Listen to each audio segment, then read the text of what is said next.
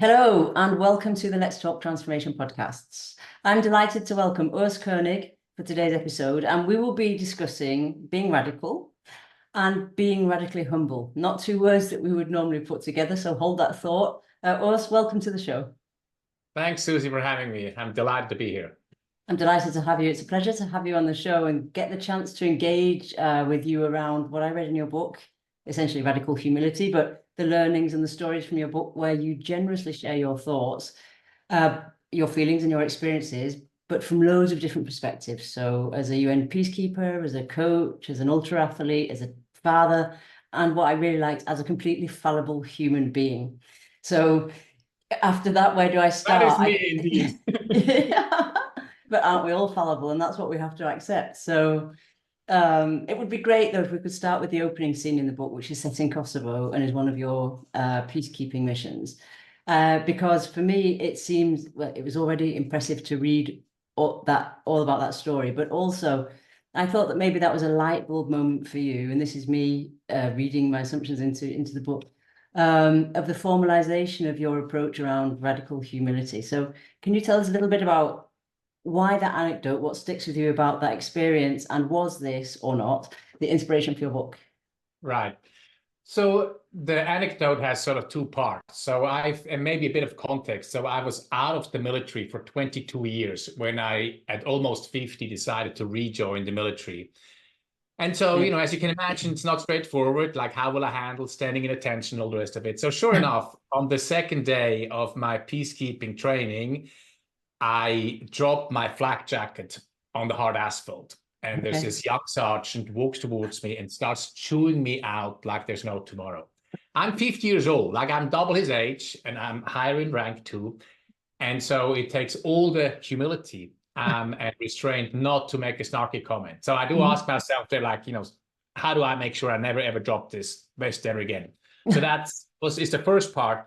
And then as we actually, after the training, deployed into the mission in Kosovo, we, within the first few weeks, were invited to an end-of-year school play. You often have to attend sort of, official gatherings and celebrations as part of the peacekeeping force. And we were escorted to the front of the room, of course, because we're the peacekeeping force, where we sat down and were treated to a reenactment of the Kosovo War by, primary school children and kindergartners. Wow. There's kids on the stage. This is the Albanian part of Kosovo. Hand-to-hand combat, slaughtering and shooting Serbs on the ground, all to the roaring applause from parents, other students, politicians, and teachers.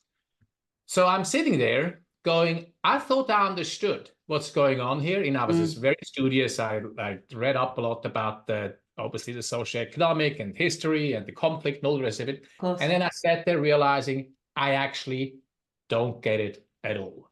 And I still don't get it. And I need to ask bigger questions, such as, what stories do we need to help parents and teachers tell their kids? Is it our role as peacekeepers to build peace, not only in their cities, but their hearts as well? And so the reason I'm writing about this early in the book is because that's, led me to bigger questions. So from the self-centered, how can I be sure I never, ever drop this bloody vest ever again, to, what's up? Are we maybe even in the way as peacekeepers? Are we really making a difference? And so that is a core element of leading with humility, of radical humility, is to ask bigger and harder and more difficult questions. So that's why I've had it early in the book. Honestly, to answer the second part of your question, it was not necessarily the inspiration of the book. As I shared, I had a long path, in an evolving path of my interest in humility, but it was sure a pivotal moment in terms of my own humility and seeing my place and really getting how little I still understood, and I needed to study much more. And I mean, it's so interesting. That must have been so hard to witness, and then to say to yourself, okay, I'm not quite sure I understand this. So what do I do with that, with accepting the fact that I need bigger questions? I mean, you're absolutely right. I was also deployed in the Middle East 2 years ago. And when, there were, well, different but similar issues. For example, how women are treated. Yes. Right? It is so foreign to my value system, and yet I'm not there to judge. I'm there to learn. And so this is sometimes very difficult, to be quite honest, to show up productively, politely, not necessarily agreeing, and walking that line is incredibly difficult, because obviously I'm there to get stuff done. So I can't just, offend them and say this is pathetic and walk away. Yeah, and you also have, or not you, one also has the systems around these things. So if I look at the military, and you mentioned in your book around Stanley McChrystal and what happened with what essentially became his book, Team of Teams, but you also have a system that is regimenting and regulating what you're doing, and it's not necessarily the same as being humble. So you're that pioneering a new type of behavior, a new type of approach in an old system. So how did you deal with that? Well, this is a great question. And so I actually really, as I write, discovered that my best commanders in the peacekeeping deployments actually were deeply humble. There were plenty of, arrogant jerks, right? And top command control. There's no question. But then, and as we all know, they're everywhere. Yeah. But sort of ironically, going back into what we often think as a hierarchical environment, actually showed me that not only were the best commanders truly humble, and so, one quick anecdote, I had my national contingent commander opening a meeting with me with these words: "I love you, Urs, and this is nowhere near good enough." Oh, yes, I read that. Wow. So, and made me shrink in my chair. Yes, because as we'll talk about, the elements of humble leadership, but building strong collaborative relationships is a key element of that. And so he showed me, and of course, he's built a relationship for the last 6 months with me, that he cared for me on a personal level, that he valued me, that he wanted me to succeed. And at the same time, this is not even, close to good enough. If he would have chewed me out, if he would have yelled at me, I would have tuned him out. Yeah. Never tuned him out. But this I took very seriously. So that's one quick example. I have another one where in the Middle East, my commanding officer opened an after-action review with these words: "I screwed that up, and I know it." So what happens? Everybody then feels safe to own their own mistakes after the top dog goes first with appropriate vulnerability. So so that's what I experienced on numerous occasions. There were other occasions where, the value of relationship building during crisis, where the speed of the essence were clearly demonstrated. And of course, there were plenty of non-humble leaders. And how do I deal with that? Forget telling them to do things differently, especially not bottom up. Like, show them what you can do with your team. And all of a sudden you go, oh, engagement is up in that team. Oh, turnover is down. Oh, maybe you need to pay attention. So that's when people ask me, how do I deal with trying to be a humble leader in a top-down command control culture? As Amy Edmondson says, look down. You need a control of your own team. Don't look up and sideways and throw up your hands in frustration that there's nothing I can do here. No, you have control over your team. Show them what you can do. Yeah, we always have personal agency, don't we? As individuals, but also collectively when we're leaders in a system. And I think, showing vulnerability is very powerful. You've got 2 great examples there. So before we go into the shifts, sure. I just want to stay on those examples because they just help me highlight how many assumptions we have about leaders in certain environments. So, for example, military leaders are always top down. They never show humility. They're always, command and control. And I think we need to dismantle these myths. Just like in organizations, we need to dismantle myths of what being a strong leader is. And I like the myths you dismantle in your book. You've got 3 of them. So leaders cannot be humble and confident. They cannot be humble and decisive, and they cannot be humble and ambitious. Can you tell us a little bit? I mean, you've already started framing this discussion, but it was so powerful for me to see somebody write that as it is in black and white print, and to say, okay, we're going to start validating assumptions and busting myths, and that is clearly an assumption that everyone has. Right. No, you're so right. I mean, the most frequent pushback I get. So if I'm a humble person or a humble leader, I'm just going to be a doormat. I'm weak, right? I'm a pushover or whatever. So yes, I am challenging this big time. So the first one, let's talk about humble and confident. So I actually put forward that I have to be fundamentally confident in myself. I have to have a strong sense of self to actually humbly invite feedback, for example, on my performance. It requires, the soft stuff is tough. The soft stuff is not It's not the soft, hardest. right? Yeah. So, asking my team members on a regular basis at the end of each one-on-one, so what do you see me do well as a leader, as your manager? What can I do better?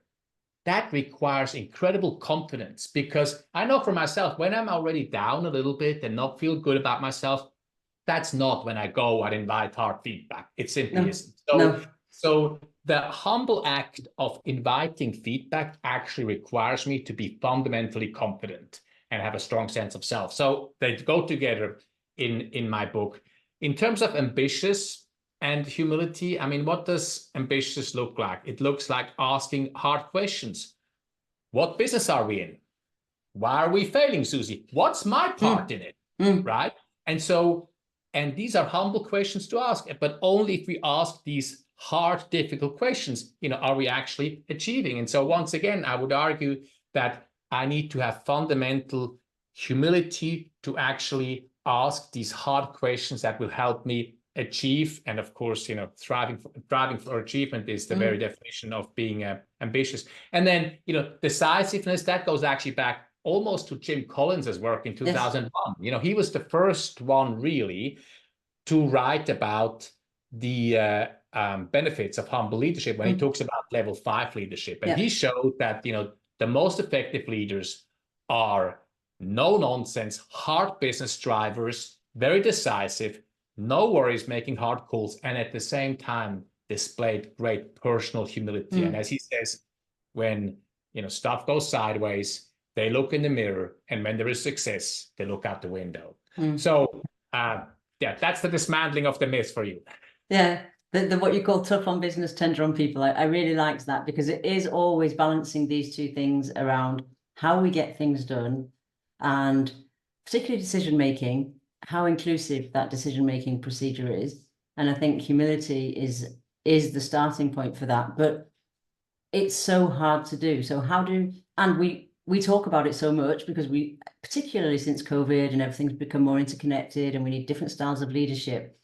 And everybody is now aware of that, but we're still not doing it as a rule in organizations. So how do you see people react to that? Urs, I mean, you're also a coach. I mean, how do sort of particularly senior executives react to the idea of showing vulnerability, working on humility, and role modeling humility? Because that's very powerful. What you said about there's no point in asking, just show what you can do with your team, which I wholly agree with. Role modeling is the most powerful way. But how do they react to that? I'm really interested. It runs the whole gamut, right? It's on the whole spectrum. Right. I mean, unsurprisingly, right? But I do think, and I to be honest, I sort of allude that in the book. I don't really have hard data, but I have a sense that, especially through COVID, that I mean, humility has shown up. Actually, I should do a scholarly review on this. Like, how many times has humility actually shown up in the business press?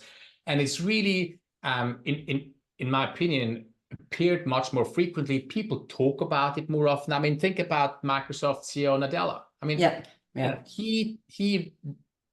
he's a prime example. So he's a prime example of a really humble and curious leader. And so I experienced the whole range, but compared to 10 years ago, that's again this anecdotal evidence just on my experience. There is much more of a willingness to look at, oh, really, this humility thing, that's interesting, and actually vulnerability, which is part of humility. People, and I show the research, right? So the study I quote in the book.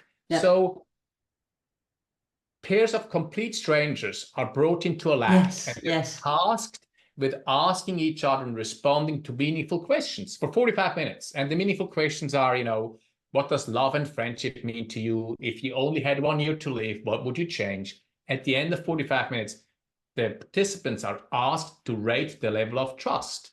They're built with a partner 45 minutes, and they rated the level of trust about as high as the average level of trust they have with people in their lives. Some even rated it as high as the level of trust they have with their significant other. And one parent, I love this, one parent got married. But the research is crystal clear.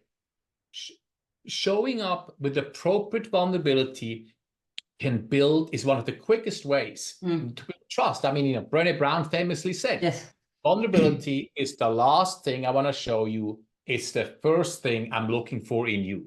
We all admire perfection from a distance. Nobody can relate to it.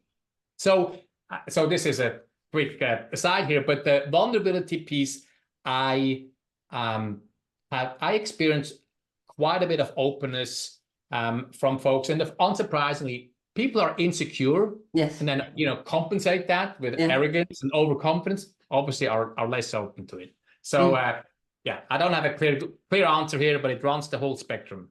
And it's interesting, isn't it? Because we're coming back to what you said right at the beginning around that second group that felt closer. They're asking bigger questions. They're looking at more purposeful questions. And so it makes the case, doesn't it, for asking those bigger questions and opening up the arena to have different conversations. And I agree with you. I think we are opening up the discussions, and now we need to operationalize it. And that's what I really liked about your book, is the fact that you operationalize the concept of radical humility, and you actually break it into 5 different shifts. Could you walk us through the different shifts and what you call now leadership? Right. So the second question first. So this is very simple. So then leadership, what we used to do back then, and I just simplistically call it top-down command control, in the industrial age. And now leadership is what we need now, humble leadership. So leading with radical humility. So how do we get to now leadership? How do we get to leading with humility?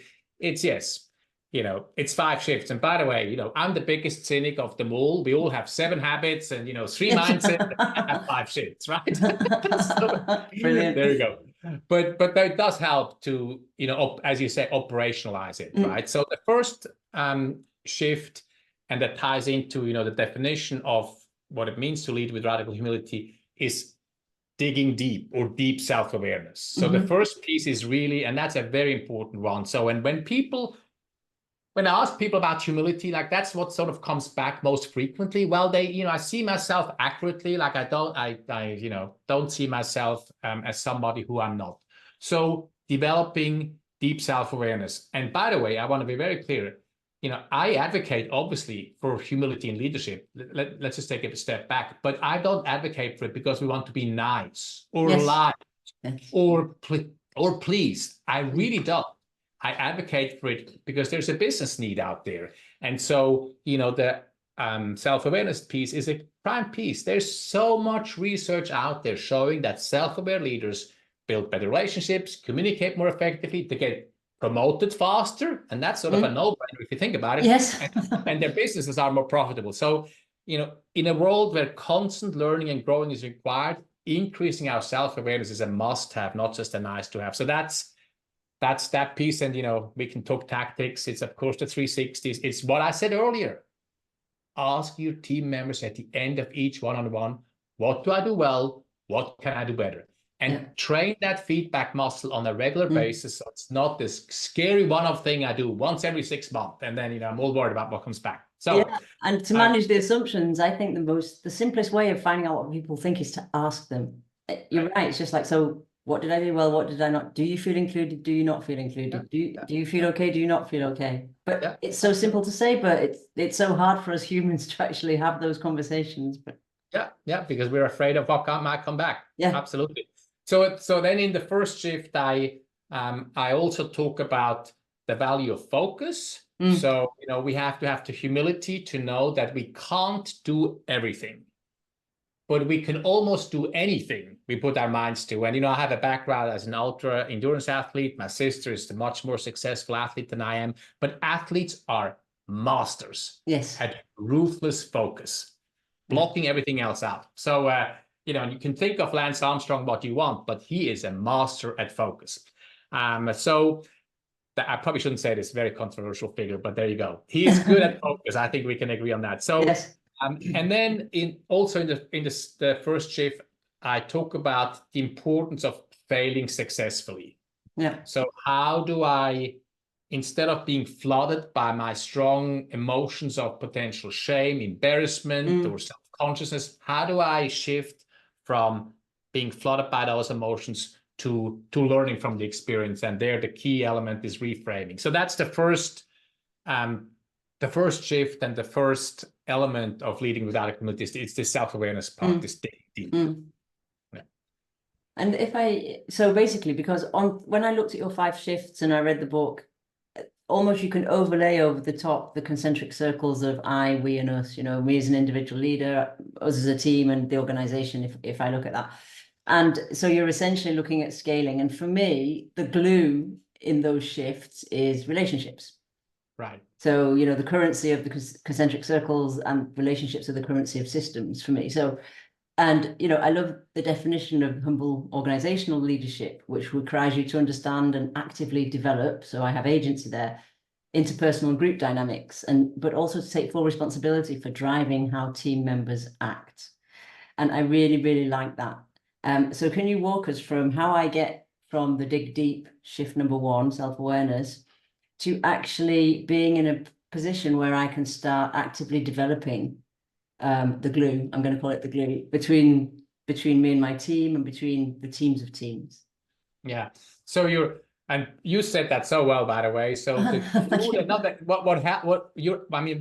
one common theme is relationships, right? If I had to boil it down, humble leadership is leading relationally versus only by content expertise, right? So so you're absolutely correct. So yes, the I or me is what we just talked about, and then we come to the we or the team. So that's, you talked about that earlier. It's tough on results, tender on people, holding my team members to the highest levels, much like my commander did, while at the same time building meaningful relationships with them.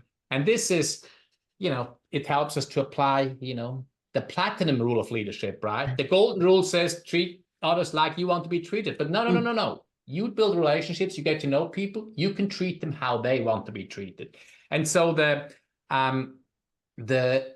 tough on results, tender on people is really sort of the ultimate yin yang of humble leadership. And it's difficult, but I am absolutely convinced, the notion that we either have to be a tough leader or a nice person, it's a false dichotomy. Yes. I can value my people. Sometimes the most loving thing is let somebody go.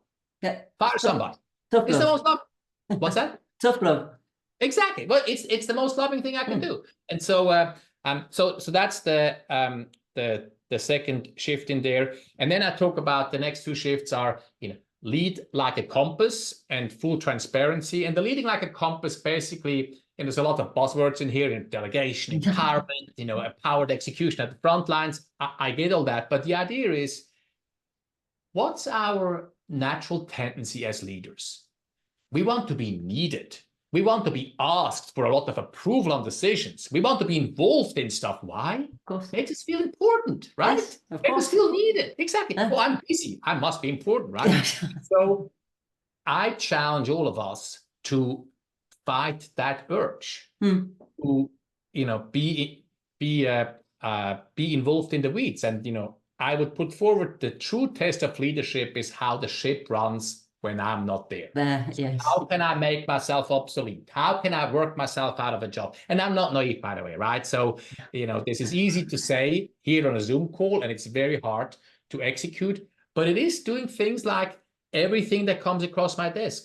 Who else could do this? Yeah. Who else could make this decision? Okay. And then bringing, I try to do this in my peacekeeping command very consciously, bring my deputy commander along, so that, and have him shadow me and whenever time allows, so that he could really do the job when I'm not there. So that's the lead like a compass, lead through shared purpose. And then the full transparency, is two simple things. We just talked about vulnerability. Like I'm being actually transparent about what I'm working on as a leader, that I'm not perfect. And so, people push back sometimes. Well, do I have to tell them all about my personal life? No, you don't, right? So we have to decide what's relevant and what's not. And this is, we might talk about this in a minute here. It's a thinking person sport, right? Yes. So we gotta read the situation. Is the other person mirroring as we're opening up at all, or is the other person shutting down? But it's owning my shortcomings with appropriate vulnerability. And then the second piece of radical transparency is, the very simple thing that we need to share more with our people about our decision making, our thought process, our decisions, because as we all know, we can communicate and we can think, we can over communicate, and it's still not heard. I mean, the research is crystal clear out there. So that's the push towards more transparency across the whole gamut, which then comes, if I can just go to the last shift, absolutely, which gets to the last shift, sort of the organizational leadership. And as you said, most of the leadership development still focuses on individual leadership excellence, vision, passion, policies. But as you said, to really drive our teams to high performance, we need to take ownership and responsibility for how our people interact. The culture, the good, the bad, and the ugly, and it's my responsibility. It's my responsibility how my team members interact with each other. And there I talk about the importance of a fearless culture, and of course leaning very heavily on a great mentor of mine, of Amy Edmondson, who's of course the queen of psychological safety. And so, there it's about, psychological safety just in a nutshell. It's not standing around in a circle holding hands singing Kumbaya. It's not about providing an environment where team members feel safe to speak up and raise concerns without fear of being shamed. It's about being direct. It's not about lowering performance standards, to the point, and saying I screwed that up. And so so there I have a simple four-step framework, which, and we talked about this in the green room. This is a complex subject, right? So I'm trying to make it relatively simple. So it starts with reframing failure.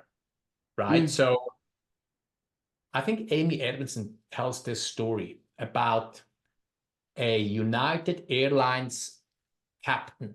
Yes. He opens his pre-flight meetings with his crew with these words. I've never done a perfect flight before, and I'm going to prove it to you again today. So I need you. I need your help. I need you to tell me when I do something wrong, because it will happen, and I will do the same for you. So what does the captain do? The captain knows there is no such thing as a perfect flight ever, right? Much like there's never a perfect podcast, there's never a perfect book or a speech or whatever, whatever. There just isn't. So the captain is reframing failure for his crew members, so everybody feels safe to speak up, so that mistakes that are made by individuals, including him as the top dog, the captain, are caught by the collective. And what's the outcome? The flight becomes safer. So that's the reframing failure.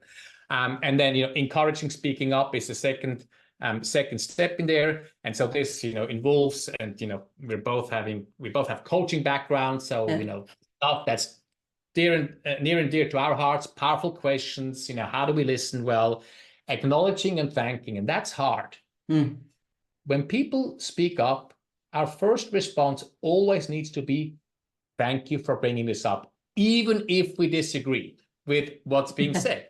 Because if we shut them down, be dismissive, disrespectful, you can be sure everybody else is watching. Next time, nobody speaks up.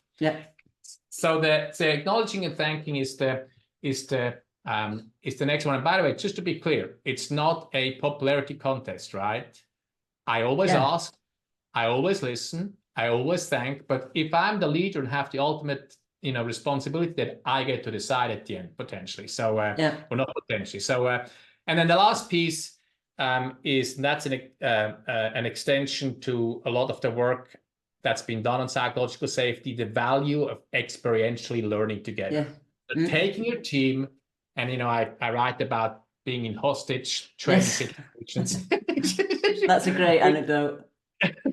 Which is, very unpleasant, Mm. like not fun being tied down back, then Yeah. stripped down and all the rest of it. But the point of me telling the story in there is that when we're in a situation like that as a team, we have to rely on each other, no matter who has the highest rank. Whoever can help out and do something productive in the moment is the person who does it. And so going through sort of this experiential learning together really bonds teams together. And, we don't have to do hostage training because HR will not like this. Let me tell you, they will not. But it's simple things. I mean, cooking and eating together is something I write about in the book. Like having people having your team out of the sort of normal environment, learn together is an incredibly powerful way to build a psychological safe culture. So anyway, that's the fifth shift. Okay, thank you very much. And how does that work in a hybrid environment? Because the team building, the psychological safety. When you say like the network age is the business version of the fog of war, right. I really like that idea. And can you explain a little bit more about why? And for me, it's linked to how we're trying to manage hybrid and how radical humility can be a huge lever for how we manage hybrid. What are your thoughts around that? So, on the fog of work comes from the fog of war, right? So the fog of war is sort of describes the overwhelming complexity that we experience on the battlefield, that command controls, just overwhelming. So yes, the network age is really the fog of work, right? Yeah. So it's generational changes, technology, all the AI, all the stuff we talked about. And so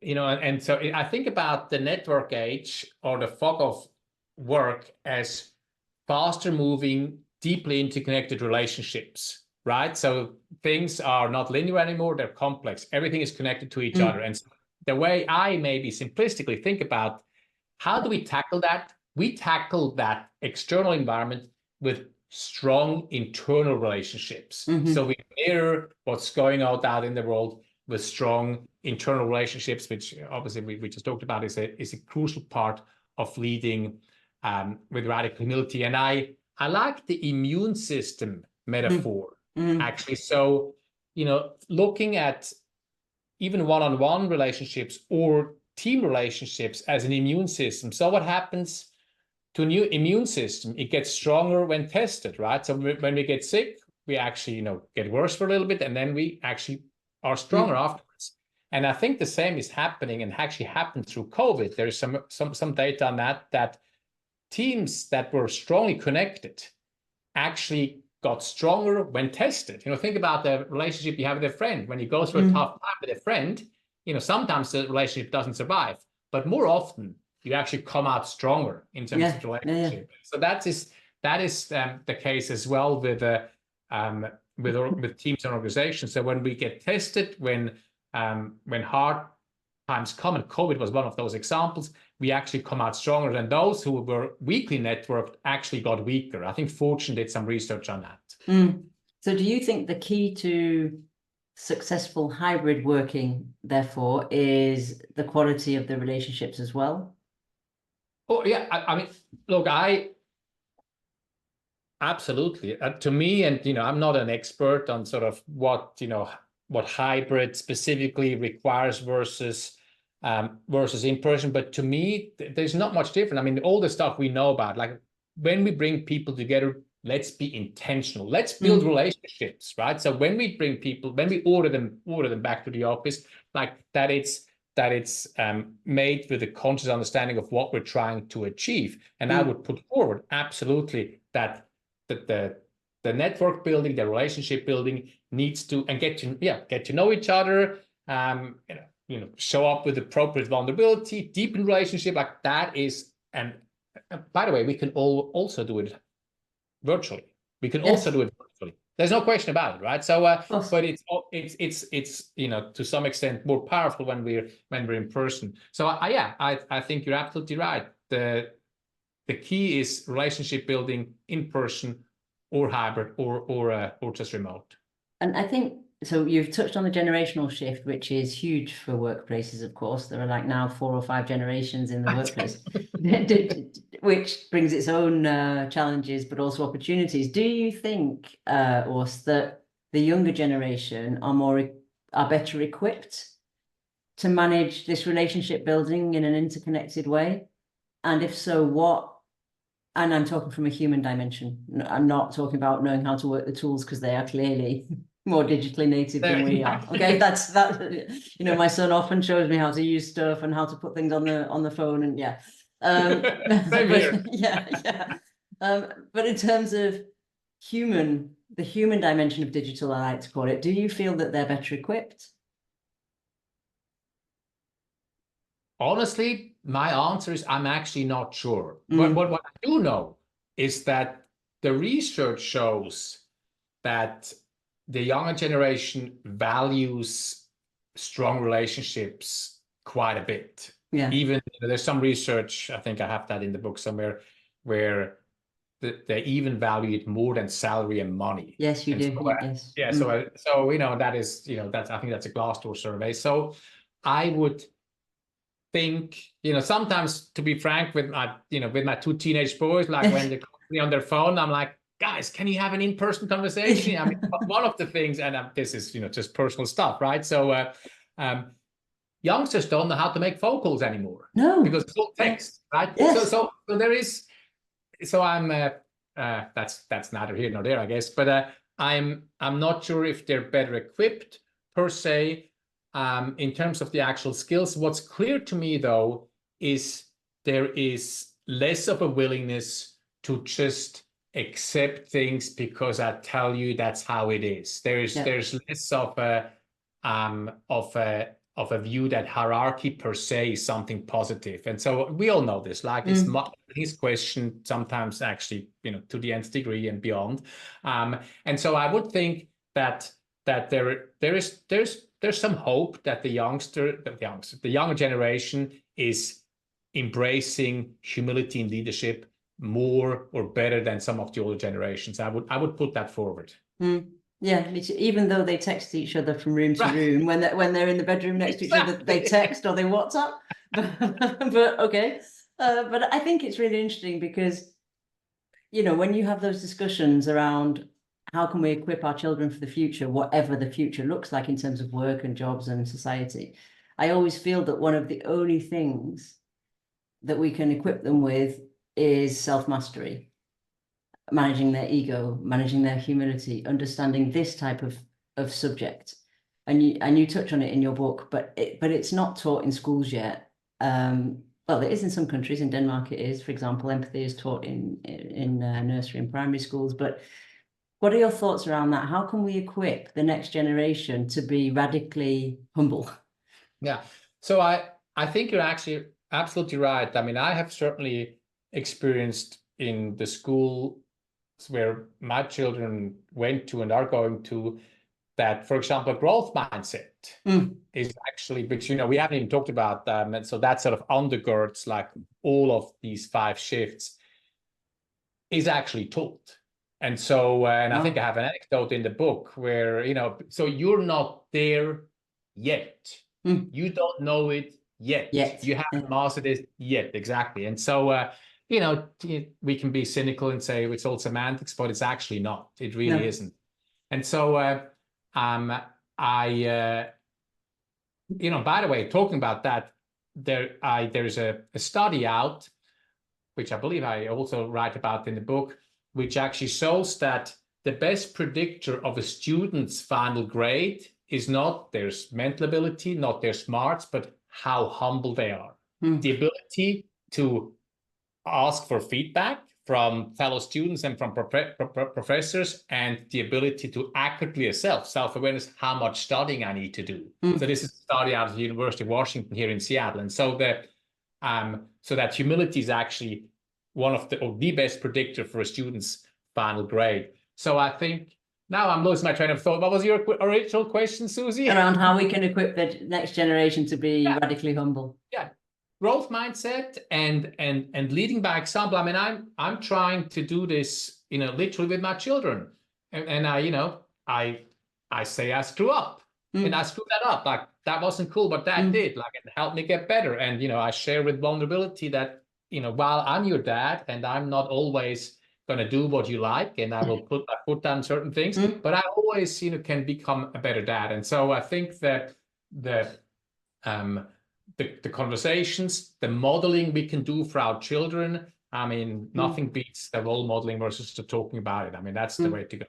And I'm so glad I asked you that question, because the growth mindset discussion, it's explicit in your book, but it's so obvious for me that I didn't underline it. And so it's interesting to come back to your point about communication and over communication, and we're always working on our own assumptions, and that people have the same assumptions as we do around what's underlying stuff. So yeah, okay, so growth mindset. I didn't know they taught that. Brilliant.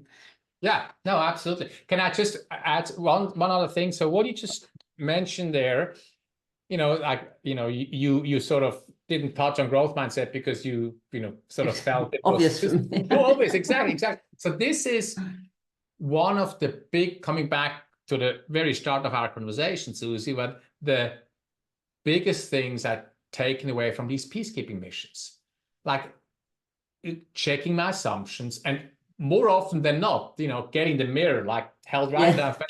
Oh my God, like I had no idea that was my assumption. So really, working in these different conflict zones in very different cultures with an international team, I'm becoming much less judgmental,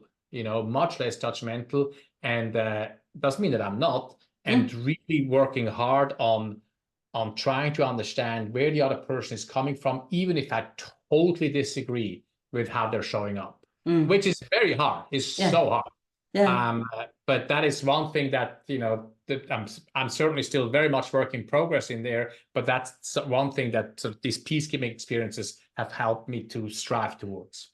Yeah, and it's practice, isn't it? And I come back to the idea of focus, laser focus, being intentional about what I practice, even if it's hard. So and time is running, but I do have one last question, which is around this area, which is you've operationalized it, very complex subjects, very simply in your book. But there's one question that you asked that I think is probably one question most of our listeners are asking themselves, which is, okay, I'm happy to try. I'm happy to step out there. What happens if my team aren't comfortable with deepening their relationships with me? How do I strike that balance? So that is an excellent question, and something I get asked quite a bit. Yeah. So assuming too much trust, by just bearing my soul open, like this is a grave mistake, right? And so let's be clear about that. That's not what I'm advocating for. But you have to start somewhere. Absolutely. You have to start somewhere, right? So, and this is where I come back to the, thinking person sport. So, reveal something that might be a bit more personal than what you would reveal otherwise, like stuff in your, regular MO. Ask a question that might be a bit more personal, and then see what comes back. And then read, and if the person is basically mirroring you, then, we talk about the vulnerability loop. So then, we do we deepen the trust and vulnerability. But if the other person doesn't mirror you, then, then that's fine. And I think the important thing is that, so basically the bottom line is we need to, not a potentially good answer because it's hard to do. We need to read each relationship in each situation separately. And then the one thing that I want to really point out is we will immediately have various levels of depth of relationship with different people, even on our team. And that's totally fine. That's totally fine. I'm not a fake, because some people want to immediately talk about the end of life and, all big stuff. And with the others, it's just about the weekend. And it's totally fine. But push yourself to go a level deeper than you would otherwise. And it doesn't even have to be personal. We can do this within the work environment. We can talk about where you want to take your career. what are your hopes and dreams at work? And what's in the way? Like, this is how you can build relationships. And I can talk about what I'm working on as a leader, you know, in order to get better as a leader. So we don't have to talk about family and, you know, personal stuff. We can build relationships by going deeper on a personal level at work. Yeah. So there is no one size fits all, is what I take away from what you're saying. Yes. You said that much quicker and more succinct than I did. You're absolutely right. Okay, so if you had a final call to action then, Urs, for our listeners, what would it be? So I'm glad, I'm going to answer it in a second, but I'm glad that it came across to you in the book that it is a complex subject, and I really worked hard on making it tangible, not simplistic, hopefully, but sort of with, you know, with tangible exercises we can do so. So I have, you know, 2 here. So, you know, what's one humble leadership act you can, you know, do or deploy tomorrow? Just ask. Just ask. So just ask what we, you know, now I think a couple of times touched on. Feedback on how you're doing as a leader. Just ask. And just ask your team members about, you know, to deepen relationships. Ask them about what's going on for them personally. Ask them what's going on at work. Just ask is my simple call to action. Excellent. I'm going to leave our listeners with just ask, and also an invitation to read your book, because it's full of other simple tools that can help them start to master the muscle of radical humility and develop that practice. Urs, thank you so much for coming and sharing your stories, your research, your insights. Where can people find out more about you, your book, and what you do? Sure. So I'm on the web at Urs Koeing, URSKOENIG.com. For my keynote speaking, you can find me on LinkedIn primarily, a little bit of on Instagram, and then my book is sold wherever books are sold these days. All over the place. All over the place, exactly. Amazon and other places as well, of course. Okay, excellent. Thank you so much. Thanks for a great conversation. Thanks for having me. It was fun. Thank you. Yeah, it's a pleasure. Thank you.